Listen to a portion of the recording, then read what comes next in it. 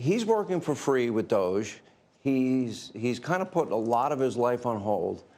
And you sued Twitter a number of years ago. You just made him pay you $10 million? That's right. That's right. That's right. That's well, I sued from long before he had it. Yeah. And I mean, they really did a number on me, you know. And I sued, and they had to pay. They paid $10 million settlement.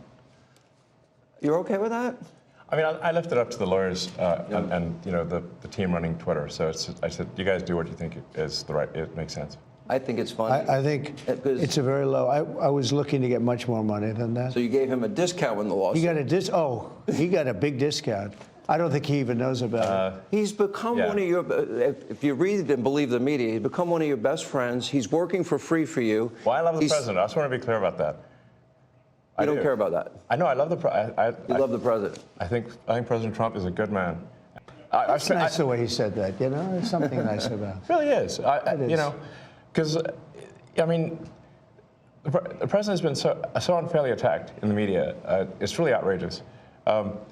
And I've at this point spent a lot of time with the president, and not once have I seen him do something that was mean or cruel or wrong.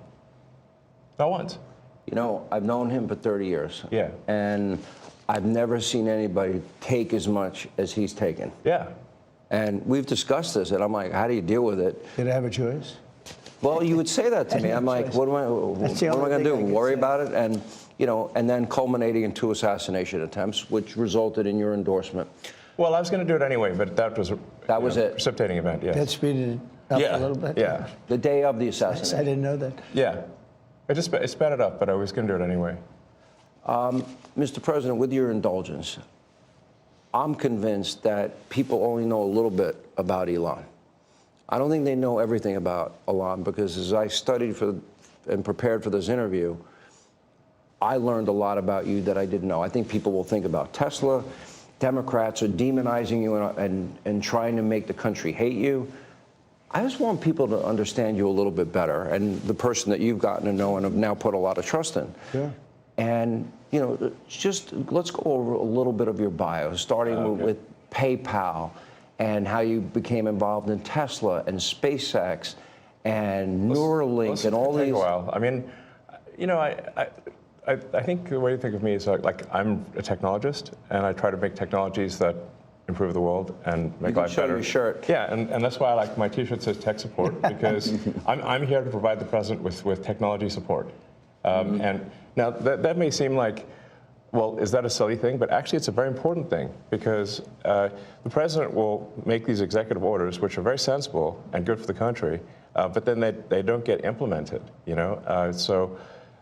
If you take, for example, all the funding for the migrant hotels, the president issued an executive order where, hey, we need to stop taking taxpayer money and paying for luxury hotels for illegal immigrants, which makes no sense. Like, so obviously, people do not want their tax dollars going to fund high-end hotels for illegals, and yet they were still doing that, even as late as last week.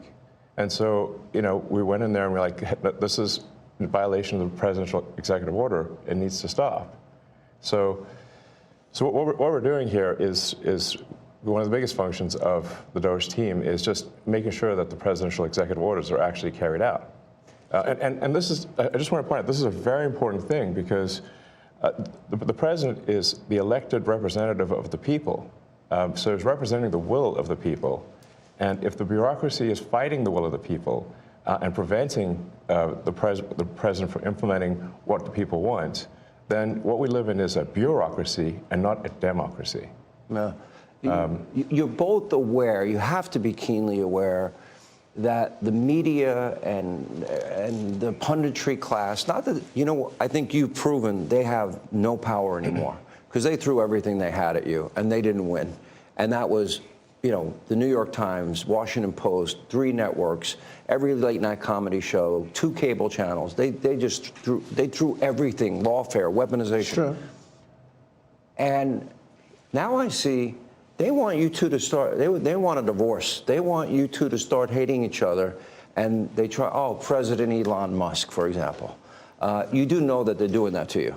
Oh, I see it all the time. They tried it, then they stopped. That wasn't. They have many different things of hatred, Actually, Elon called me. He said, you know, they're trying to drive us apart. I said, absolutely. You know, they said, we have breaking news. Donald Trump has ceded control of the presidency to Elon Musk. President Musk will be attending a cabinet meeting tonight at 8 o'clock. And I say, it's just so obvious. They're so bad at it. I used to think they were good at it. They're actually bad at it, because if they were good at it, I'd never be president. Because I think nobody in history has ever gotten more bad publicity than me. I could do the greatest things. I get 98% bad publicity. I could do, outside of you and a few of your very good friends, it's like the craziest thing. But you know what I have learned, Elon? The people are smart. They get it. Yeah, they do, actually. They get it. They really see what's happening. Yes.